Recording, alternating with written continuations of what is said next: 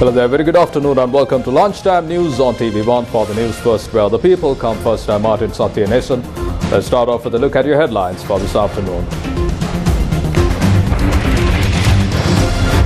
Doctors protest in Colombo demanding solutions to issues in the health sector.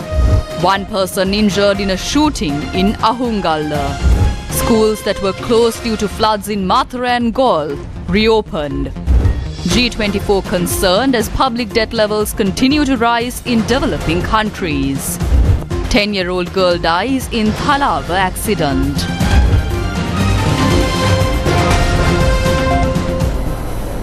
On to those stories in detail. The Government Medical Officers Association is protesting opposite the National Hospital of Sri Lanka. GMOA spokesperson Dr. Chamil Vijayasinghe stated the protest was organized to oppose the government's failure to respond to their demands. Dr. Vijayasinghe added that many professionals, including doctors, are severely burdened due to several factors, including the government's tax policy. Work to do, and it looks as though that's going to be a very slow burn. You know, sometimes CEOs and chairmen of major corporations get a little bit close, and really the chairman's running the things, not the board. And, we need to know a bit more about that.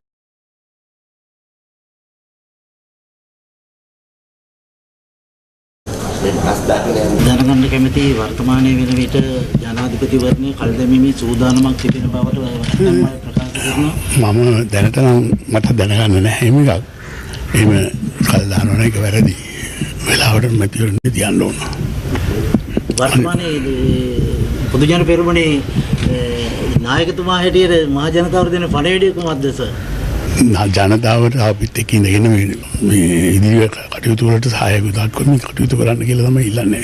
පොදු ජන පෙරමුණ අලුත් නායකයෙක් බිහි වෙයිද කියලා ජනාධිපතිතුමනි? අනාගතයේදී අනිවාර්යෙන් බිහි වෙන්න ඕනනේ නේ අලුත් අය. හැමදාම පරණ අය ඉඳලා වැඩක් නැහැ. අලුත් අය බිහි වෙන්න ඕන. ඒ දැනට මේ මැද පෙරදිග යුද්ධයක් පවතිනවා මේක ඔබතුමා කොහොමද දකින්නේ සර්? අත්වශයෙන්දී අපි හැම අවස්ථාවකම පලස්තීන පැත්තේ තමයි අපි හිටියේ. ඉතින් අදත් ඉන්නවා හෙටත් ඉන්නවා නෙවෙයි.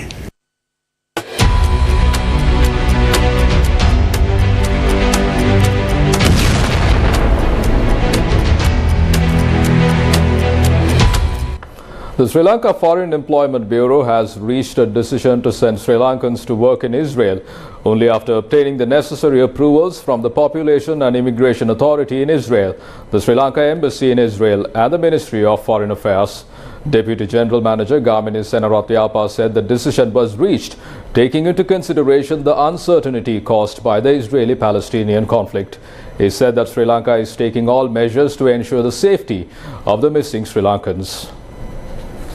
The Sri Lankan embassy in Israel has received an eyewitness information about a woman by the name of Anula. The eyewitness says she was shot. However, the body was not identified. The embassy can only issue a statement after confirming this. We are expecting to get the confirmation as soon as possible. Also, the embassy has already made the requests to the relevant organizations in this regard. Apart from these two people, we have not received any information on others. Certain inquiries have been made to the number 1989. We will take the necessary measures. If there is no information available about a person, we will look into this as well. If anyone want to leave Israel, they have the opportunity to do so. Sri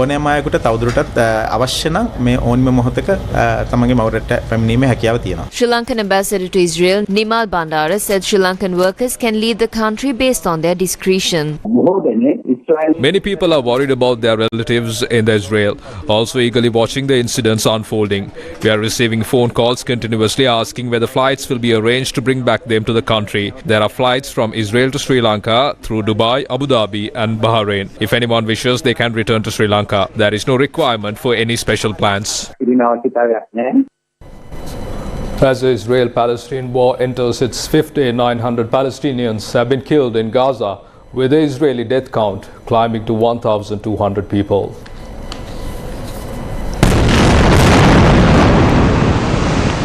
people have been displaced from their homes in Gaza as a result of the Israeli military attacks on Palestine. The UN said in an update last night that this represents the highest number of people displaced since the 50-day escalation of hostilities in 2014, and the number is expected to rise further. The government media office in Gaza has issued a statement warning that the company supplying electricity in the Palestinian territory could shut down within hours because it is running out of fuel. Gaza has experienced widespread power interruption due to the relentless bombardment by Israeli forces since the weekend attacks by Hamas, and hospitals and shelters in the enclave have already been forced to operate without power. Palestine's Ministry of Foreign Affairs posted on X that Israeli forces dropped white phosphorus bombs on the Al-Karama neighborhood in Gaza earlier in the night. يا الله دمار دمار دمار دمر الدنيا حسبي الله ونعم الوكيل دمار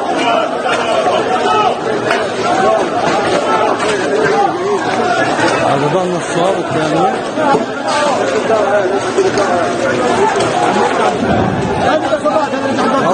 White phosphorus is considered an incendiary weapon, and international law bans its use against military targets located among civilians. Meanwhile, the first plane carrying US military equipment has recently arrived in southern Israel. Israel Defense Forces said the cooperation between the militaries is a key part of ensuring regional security and stability in times of war. US President Joe Biden has described Hamas's assault on Israel, launched on Saturday, as an act of sheer evil. Biden has also redoubled his support for Israel as bombs continue to rain down on Gaza following the attacks on Israel by Hamas. One person has been injured in a shooting incident in the Ahungala town.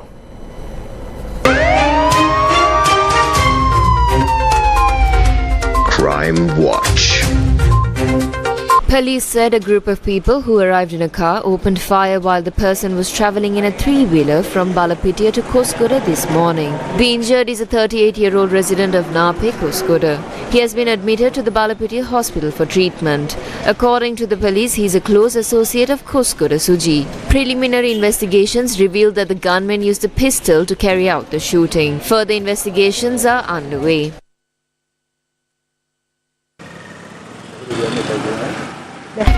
Crime Watch. 3 suspects were arrested in Brandiyawatta, Lampitia for carrying out a shooting that injured one person. The arrests were made at the Koppara junction in Negombo. The police special task force said that the suspects were apprehended while travelling in a car towards Negombo.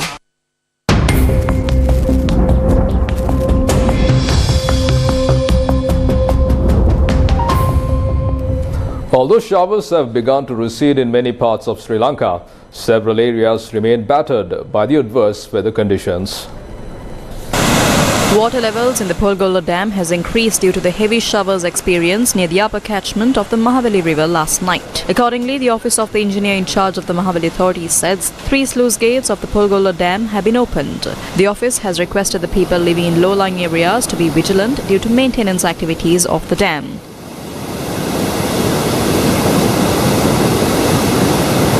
Meanwhile, vehicle movement along a section of the Kandy Gunepana road was hampered due to a landslide.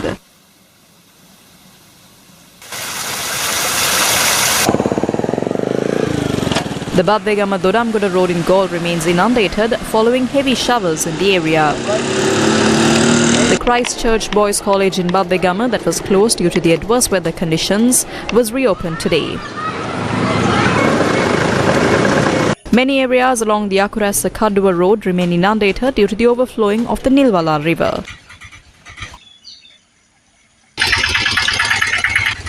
Despite reopening many schools in Mathura, the students' attendance remained significantly low.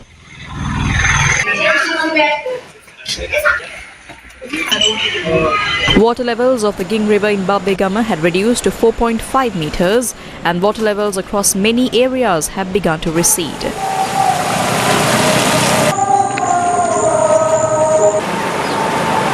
Many low-lying areas and by roads in Valavitia Divitura Divisional Secretariat remain inundated. Farmers have been seriously inconvenienced as about 100 acres of paddy fields in Gatamanna Hambanthota has been destroyed. The farmers continue to protect their crops that have been destroyed. Gatamanna is home to about 100 families.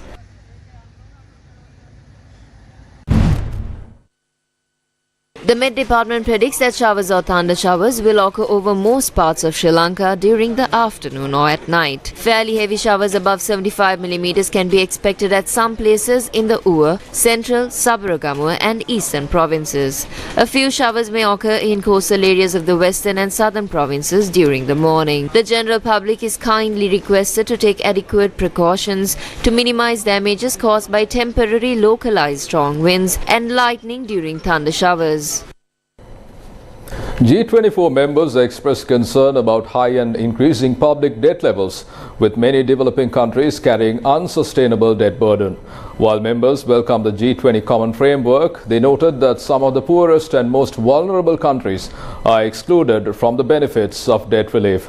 News First Zulfikar Farzan, who is in Marrakesh, Morocco, for the 2023 IMF and World Bank annual meetings, questions measures taken to ease Sri Lanka's debt burden. Hi, Zulfikar Farzan from News First Sri Lanka here. Minister, you were mentioning, I would like to touch on my colleague's question as well about slashing debt for developing countries. Now, Sri Lanka was declared bankruptcy in 2022 and still has failed to achieve an agreement with all its creditors, especially with China, to restructure its debt and return to normalcy. Was this discussed at the G24 meeting today? And also, if so, what kind of measures is the G24 calling on China to, step in and solve Sri Lanka's debt crisis? I don't know if Mr. Secretary Jokna, do you want to take this one? Yeah, the G24 countries is composed of 24 countries with different socioeconomic situation, right? Some are heavily indebted, others are not. Some have recovered from the pandemic, others continue to suffer.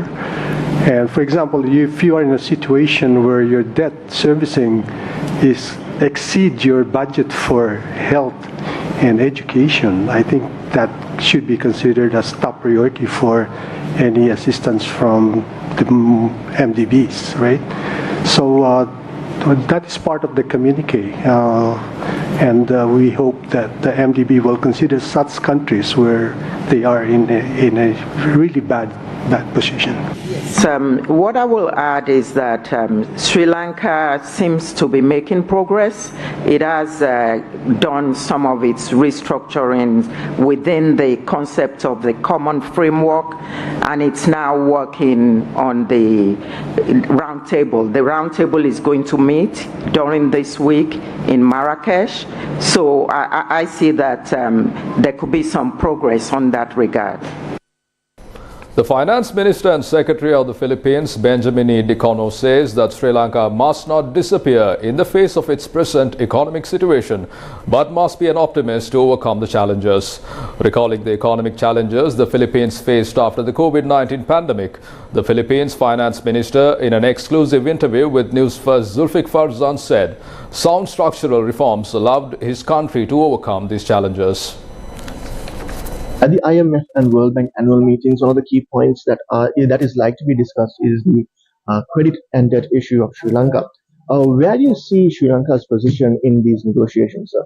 And my advice to Sri Lanka is don't despair. Be an optimist. We were there in that situation before, where, if I remember right, our debt to GDP ratio was in the neighborhood of 100 to 120%. It was down to 39% before the pandemic, and right now it's around 60%. And we did that through a series of structural reforms. So you can do that overnight, but as long as you continue to do the structural reforms, you'll be okay. And also, sir, getting the creditors together, that is one of the biggest challenges that Sri Lanka is facing right now, especially with China giving a moratorium and also not giving 100% word of coming to the round table with the other creditors, including the Paris Club. What is your message to all the creditors to support Sri Lanka? I think China should consider forgiving part of the debt to make it easier for a country like Sri Lanka, because otherwise the economy of Sri Lanka will continue to lag behind. I think that has been done before, and it should be done in this kind of environment. And one final question, sir. For Sri Lanka to achieve debt sustainability and also some progressive economic growth, what measures do you think that the G24 Secretariat and the G24 would support Sri Lanka adopt? I think you should, first of all, evaluate your domestic resource mobilization. How much additional resources can you mobilize? And as long as you spend them well, I think you'll get the support of both the World Bank, the IMF, and other regional.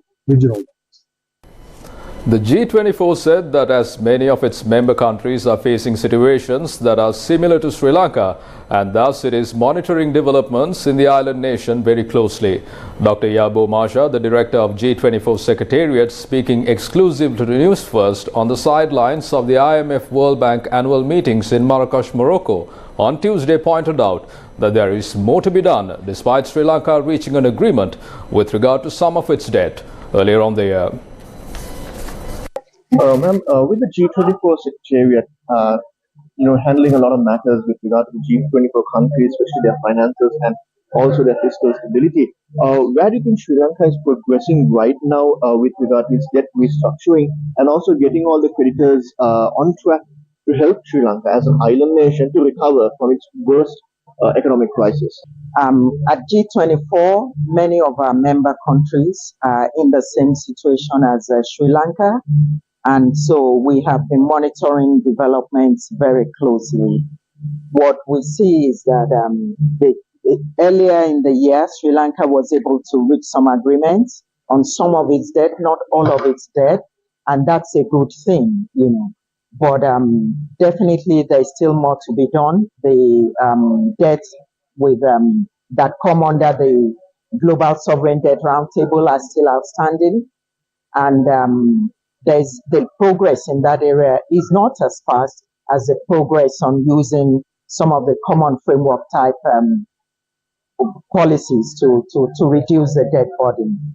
I think that based on discussions going on, a major creditor like China is on the roundtable and all the other creditors. I think based on that, we could see some faster progress before the end of this year. Now, one thing I must say is that Sri Lanka is not alone on this issue. The middle-income countries in general seem to be facing a different type of challenge for debt resolution. And that is why at the G24, we have been calling on the IMF and the World Bank to come up with a framework that better suits the challenges and the needs of middle-income countries. State Minister of Finance Ranjit Sembalapitia expressed views on the domestic debt optimization program. Our main debtor is China. I saw the statement that China's Exim Bank has provided a preliminary agreement to Sri Lanka's domestic debt optimization program. This is an important factor. It is a very important statement as we progress towards our goal. The President is due to leave for China this week. We can expect a favorable situation considering the effort our President has put in this matter. The safety of Yayan Vidyalaya in Kahawatha remains a concern due to mining activities carried out near the school. The safety of the Yayana Vidyalaya remains a concern due to illegal mining activities carried out near the school. Parents said mines of over 20 feet were discovered in the school grounds.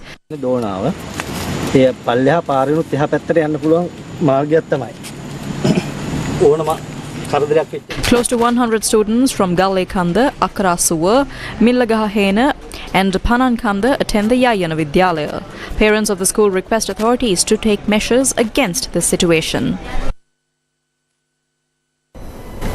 In some tragic news, a 10-year-old girl lost her life in a tragic accident in Thalava, Anuradhapura last night.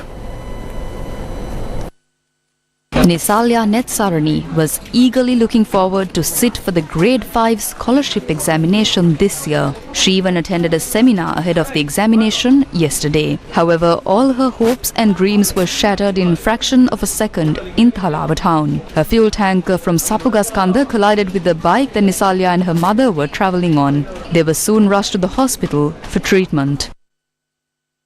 Unfortunately, Nisalya Netsarani lost her life.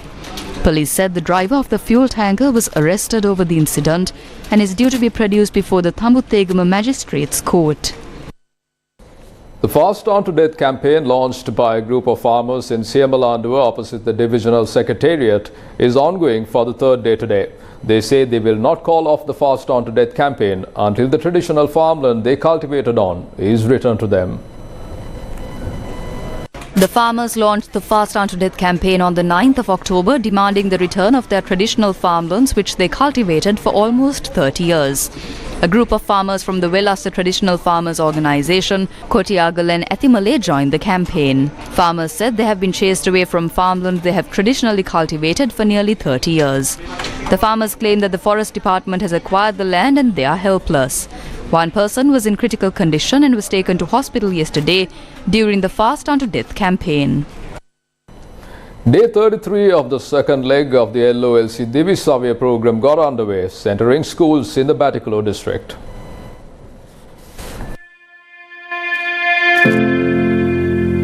The second leg of the LOLC Divisavya program will provide school books and stationery items to schools with less than 100 students.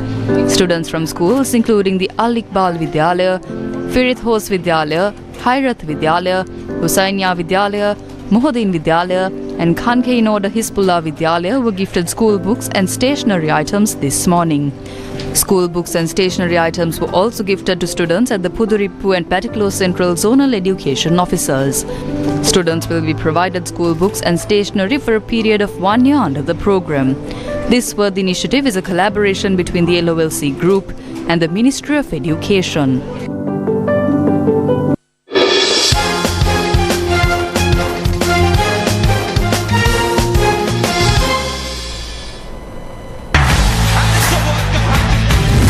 Official ICC Men's Cricket World Cup India 2023. Shifting your attention to sports news, India will take on Afghanistan in the second group match of the ICC Men's Cricket World Cup 2023 at the Firozshah Kotla Stadium in New Delhi. India, fresh from their resounding victory of Australia in their first match, are currently placed fourth in the points table.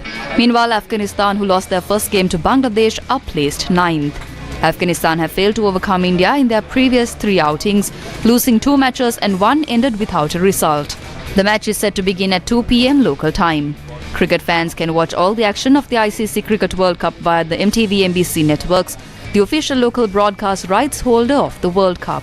The matches will also be streamed live on www.sirasatv.lk.